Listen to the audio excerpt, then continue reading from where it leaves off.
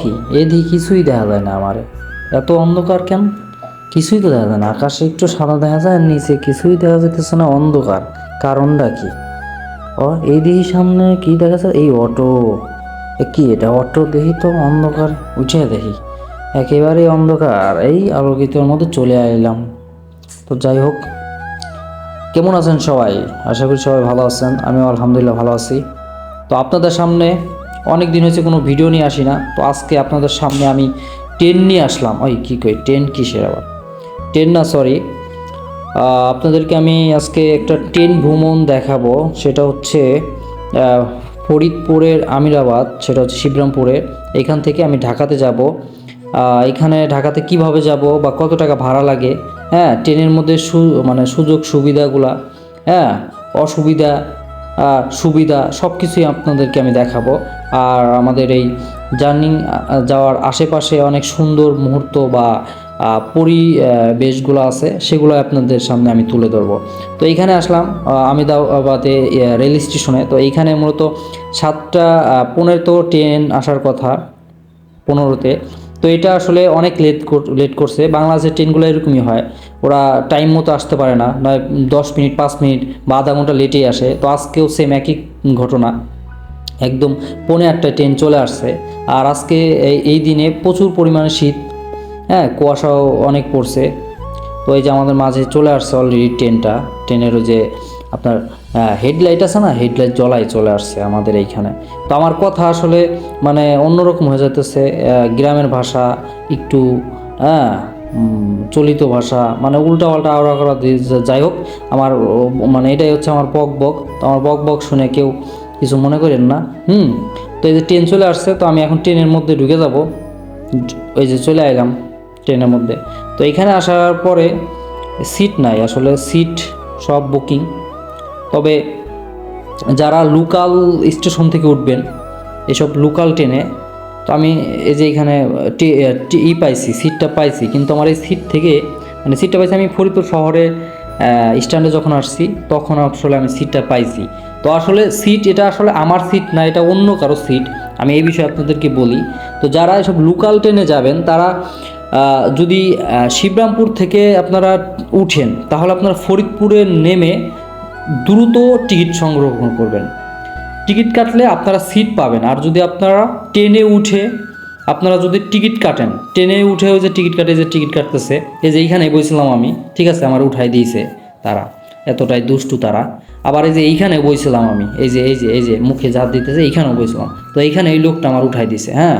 তো অবশেষে আমি রাগ করে পরে আমি এইখানে দরজার এখানে দাঁড়ায় দাঁড়ায় একদম ঢাকা পর্যন্ত আসছি, ঠিক আছে। তো যাই হোক, আপনারা কি করবেন, আপনার ট্রেনের ওইখানে ভিতরে ওটা টিকিট কাটবেন না, আপনার ওই আমিরাবাদ থেকে ট্রেনে উঠে আপনার ফরিদপুর শহরে আসবেন। এইখানে ট্রেন থামার সাথেই আপনারা নেমে টিকিটটা কেটে আবার ঢুকবেন। ওই টিকিটের ওইখানে লেখা আছে আপনার সিট কোথায়, ঠিক আছে। তো এইভাবে করে আসলে আপনারা বসতে পারবেন, তাছাড়া আপনি বসতে পারবেন না। যেখানেই সিট খালি হোক বসেন, 2-1 মিনিটের মধ্যে কেউ এসে আপনার বলবে এই সিটটা আমার, ঠিক আছে। তখন আপনার ভদ্রতা, একদম ভদ্রতার খাতিরে উঠে যেতে হবে। তো যাই হোক, অনেক কথাই কইছি। এই যে আমি চলে আসি পদ্মা সেতু, তো অবশেষে টোল দিয়ে ঢুকে পড়লাম সরি, কী কই, টোল কিসের?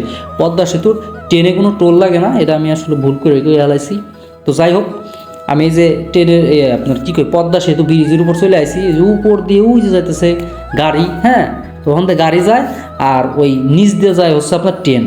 তো আমি জীবনের প্রথম আজকেই মনে করেন যে এই পদ্মা সেতুতে ট্রেন নিয়ে আইছি, উপর দিয়ে গাড়ি চলায় আইছিলাম, গাড়ি চলায় না, গাড়ি চড়ে আইছিলাম, ঠিক আছে।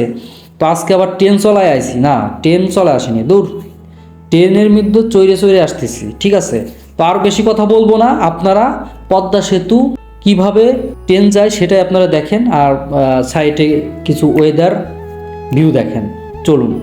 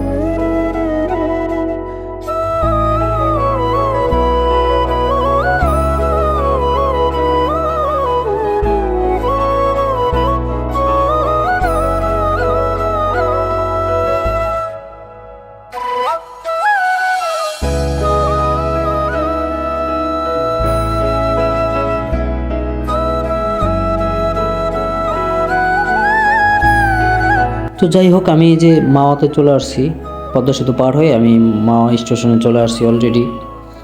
তো এইখানে আমি টিকিটে আমার ভাড়া লাগছে টোটাল, আমি ফরিদপুর থেকে এখানে 100 টাকা, 110 টাকা এরকম লাগে।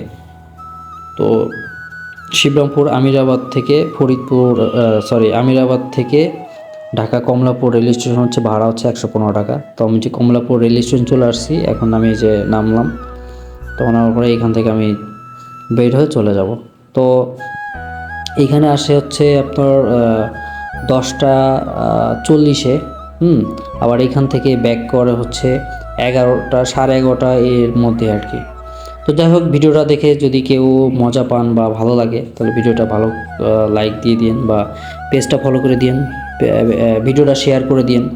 শেয়ার দিলে আসলে আমাদের ফরিদপুর বা শিবরামপুর ওই সাইডে যারা আছে তারা আর কি জানতে পারবে আমাদের এইখানে কখন ট্রেনটা ছাড়ে বা এটার মধ্যে সুযোগ সুবিধাটা কি, ভাড়া কেমন, সিট পাইতে হবে কেমনে। হ্যাঁ, তো সবই উপকারী হবে, তার পাশাপাশি মজাটাও পাবেন। হ্যাঁ, তো ভিডিওটা সবাই সম্পূর্ণ দেখছেন আশা করি। তো ভালো থাকবেন, সুস্থ থাকবেন। আমার ভিডিওটা আমি এইখানেই আজকে শেষ করতে চাচ্ছি। আমি যে কমলাপুর রেল স্টেশন থেকে এখন বের হব। তো ভালো থাকেন, আল্লাহ হাফেজ।